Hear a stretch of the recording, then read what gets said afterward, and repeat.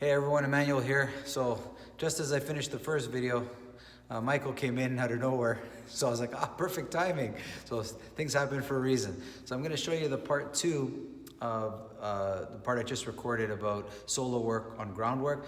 Now I'm gonna show you some stuff to do with a partner. So again, if you've done all your solo work, like your work that you work on yourself, then you introduce a partner. This will give you the most fruitful result. If you haven't done this and you've done no groundwork or breath work and moved with and without tension on your own, it's really hard to understand how far off the scale you are when you have a partner. So first I moved on my own on the ground, and then I had some tension. It was all by myself. Now I'm gonna do this with my partner. So I'm gonna grab Michael, and we're gonna start to move on the ground. And I'm gonna kind of show you the progress. I'm gonna have to kind of go back and forth to the video. But first, we're just gonna move very close to each other, but without touching each other. Okay, so we're gonna get real tight. Not tight, but anyway, close, and we're gonna start to move. And that's very difficult because we're gonna bump into each other a little bit, but we're trying to figure out how to stay close without making contact if we can avoid, for now. That's just the beginning. It's kind of like a warm-up drill where you can just see how poorly people can't move close to each other already. That's already problematic, right? So it's kind of a drill that tells you and helps you understand the skill level of your partner, because if they're quite skilled, they won't be touching you too much. I can guarantee that. If they're not skilled, they'll be bumping into you, and you can kind of have an idea in your head of what's possible in that experience. Because with every partner that you get in Systema, because we don't pair up based on experience, you just come to class and you get the partner that you get, and then we switch them as much as we can. Each partner, you have to look at them and say, what is best that can happen out of this union? You know, it's not like every single partnership is going to be amazing. You still have to work through it, but you have to at least be reasonable with what's possible with each partner that you get. So Michael moves really well, so we should have a great time. And you know, he's the guy that came in, guys. I'm sorry, it just happened to be. So I'm gonna start to move around with Michael close to each other. And then we're gonna progress to light touches, like with the hands and feet. And then we're gonna progress to kind of moving with each other on the ground. Again, not locking up, just moving on the ground with each other, okay? Watch.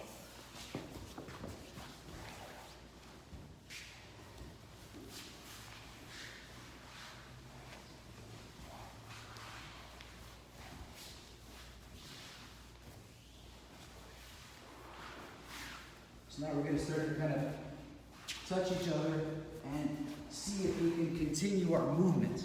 So as I touch Michael, it's kind of funny, but sometimes when you touch the person, for some reason you stop or you lock on somehow. Michael needs to kind of touch me, but still continue his movement, and me as well.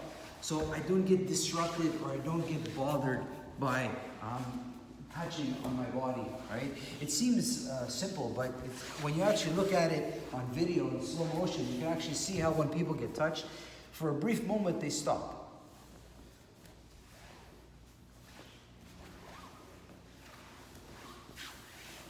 And now we're going to start to make more contact, a little bit more body contact, you know.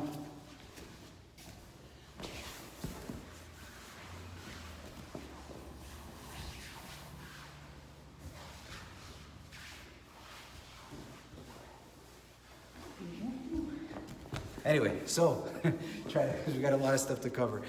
So that can be done for a long time. In class, I might leave students there for, I don't know, 10 minutes, 20 minutes, 30 minutes. There's no real time. If they're having fun and they're learning and they're moving, leave them there for a while. And then you can start to play with some variables. So you can add some variables like, okay, as Michael's moving, as I'm moving on Michael, at some point I'm gonna grab him and I wanna see if I can hold on to him and move him. So an example will be something like this. Let's say I kind of grab Michael. Then I hope you got that in the camera. I grab and I make a movement. So, lie down, Michael, lie down. So just for the sake of the video, you grab your partner, you somehow, and make a movement, grab them, and then move them. Sorry, we got a camera there, but you kind of hold on and you move. You hold on and you move. So you study how to grab a person without stopping yourself, but continuing the motion over, okay? So just watch us and see if we can do it.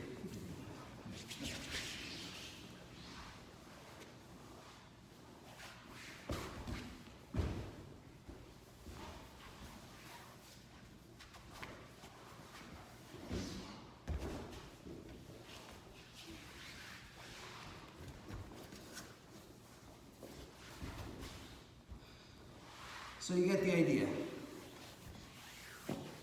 We move and then we hold and we move. We hold and we move. We don't hold and lock ourselves. We hold on and we create a movement. So we study how not to hold and panic ourselves, because when you hold and stay still, it does create a panic in the body. So you want to somehow keep moving even after the hold, okay? And then you just let that progress. It's just, you don't have to tell people at that, but at this point, you'll see. It'll start to turn into what I think wrestling can be. It's an expression, a self-expression of movement, effort, and from this you can find millions of locks. Like, all the locks can come to you. You just have to observe how the person grabs you and what's possible, right? So maybe watch me and Michael for a little bit. Again, this video goes really well with the solo work that you've done. If you've done a lot of the solo work at home, this work now will start to make more sense, because you have a kind of a test group that you've run on yourself and you know the results. And now you're adding a person and you understand what the difference between the two is. So you're running kind of these mini experiments. This is what I'm like on my own. This is what happens when I insert a partner. And do I move better? Do I breathe better? Do I get tense? Do I stop? Like, all this stuff starts to make more sense. But if you haven't had that control group on yourself, this might not make nearly as much sense, okay? We don't want to just, obviously you can just wrestle, but you hopefully want to wrestle with an idea of somehow improving or a better understanding, okay? Hopefully this is where it leads. So maybe watch me and Michael roll around for a little bit, and maybe that'll explain more than I can in words.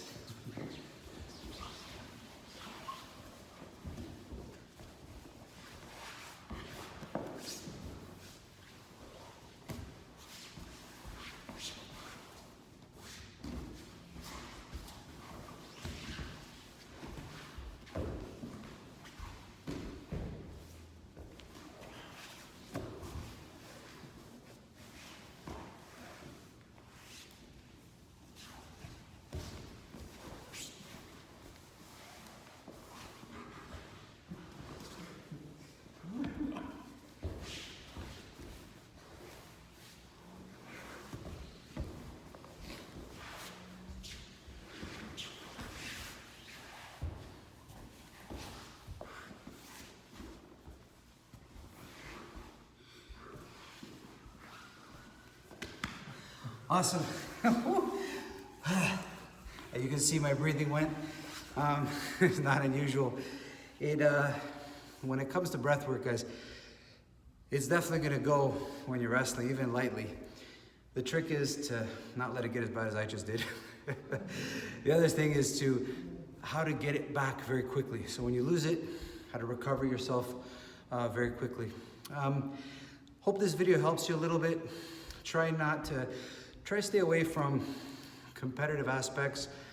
Stick more with the creative aspects till there's a comfort in your work, okay? And I don't know how else to explain it. When people get competitive and the source of their power is fear or uncertainty, it's not good. The source of your power should be your comfort.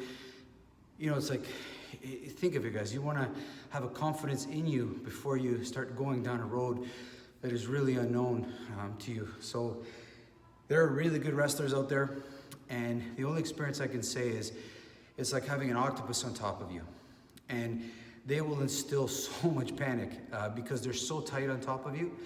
So a big fundamental principle in wrestling is to be comfortable with people very, very close to you and on you. You have to be comfortable with inches, not feet, inches. The person's gonna be on you, and you have to just be okay with that, okay? And with that panic that will happen. When you're okay with it, you can deal with almost any situation. It's not a skill set. It's Usually people get beat with good guys on the ground because they panicked, because they're not comfortable with close space training. You can do this and you can facilitate lots of this stuff. You can get people to lie on top of you. There's lots and lots of ways that you can do this, understanding panic and breathing and pressure, especially around your neck, because it's usually a choke of some sort or pain. So I'll give you one idea of what you can do, just a small tidbit before I go of some of the stuff you can do. So Michael's gonna stand up, and I want him to, he's gonna first step on my stomach and my chest, okay? Again, this is very much indicative of wrestling. Wrestling is a pressure on the body, okay? So here Michael is gonna be stepping on my stomach and then on my chest.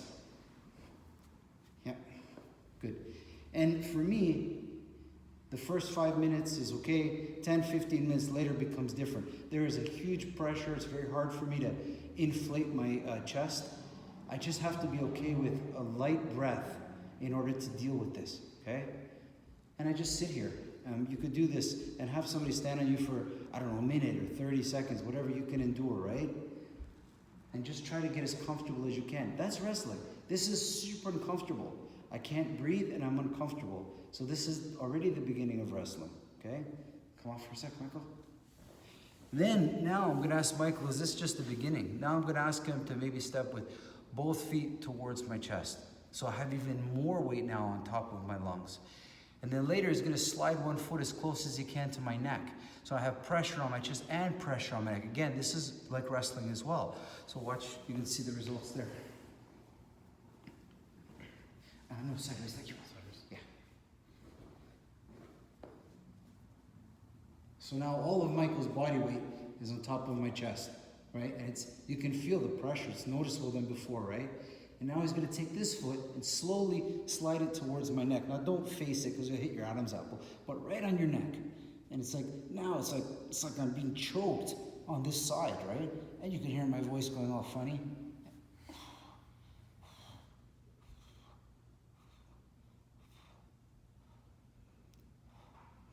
He's right in on my neck right now. Awesome. Good. So interesting ideas there of, that is very, in wrestling, people get you in an uncomfortable position, start to take your breath away, and then start to choke you.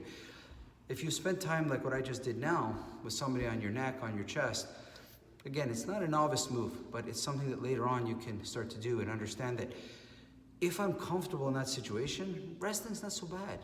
You realize I only need an inch. Like, stop thinking you need you just need a little bit of room. Buy some time until you figure out a solution. That's so important to understand. Wrestling, especially at the higher levels, you gotta be okay with an inch, and you gotta be very patient. You have to be patient, you have to be ready to weather all the storms that's coming. It's tough work, it's good work, but most people that don't enjoy it is because they panic too much. Don't panic so much. Just try to relax in those uncomfortable situations, and a solution will pop up. If not, you're gonna learn. That's it. If a guy choked me, got me good, made me to tap out, I learned something that day.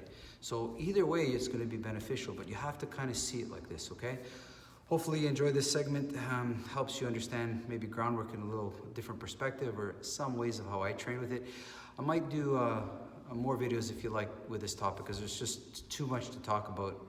It's a massive topic with lots of perspectives, very rich topic, and it's hard to just skim it. But hopefully this video gave you some ideas of how I trained with it, and thank you to Michael for coming.